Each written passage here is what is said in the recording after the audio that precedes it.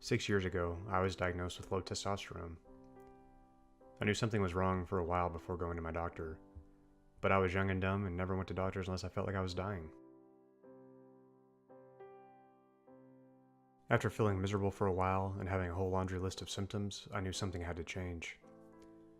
Waking up tired after a full night's sleep, coming home and going to sleep right after getting off work most nights, not being able to fulfill my wife in the bedroom, not having energy to do hardly anything, and honestly feeling depressed because of all of it. I had enough.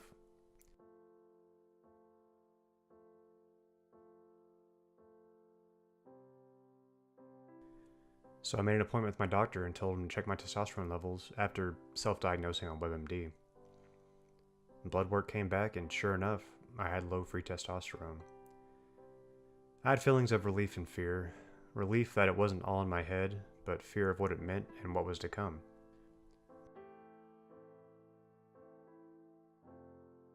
My doctor told me to make an appointment with the urologist for the next step, and the urologist did some more testing and concluded the same thing. But he didn't want to treat me since I was so young. I was 24 years old at the time, and even though I exhibited all the symptoms of low testosterone, he didn't seem to empathize.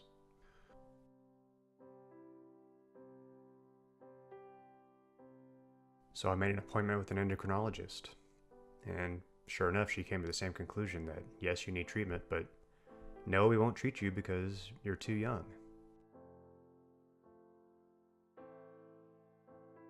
And I also did an MRI to make sure I didn't have a tumor on my pituitary gland, which thankfully I did not. But I did want to make sure since that can cause low testosterone, and better safe than sorry.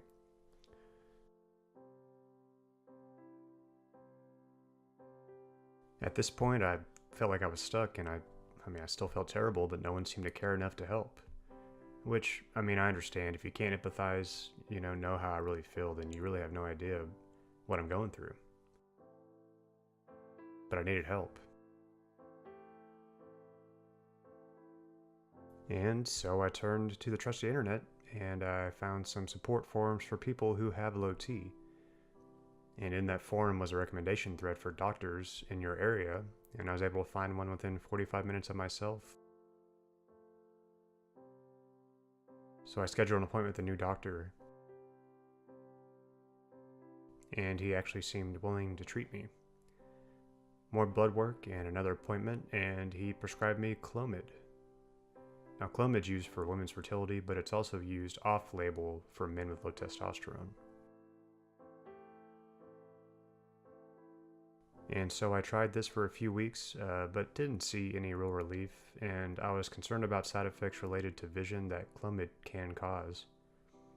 So after another appointment with my doctor, he prescribed me testosterone cypionate, HCG, and an estrogen blocker, which, when taking these together, it's known as the TRT trifecta. Since this is the regimen that most people recommend because of the low chance of it affecting fertility for young men, which was really important to me since my wife and I still wanted kids in the future.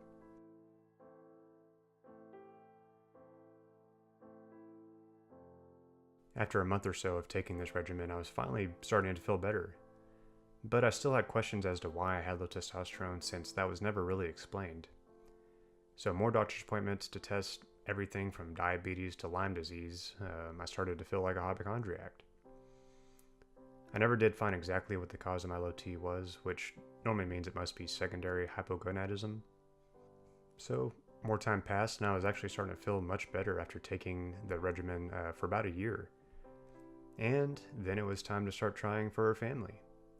My wife and I were both ready and excited for the next chapter in our lives. So we tried, and we tried, and we tried.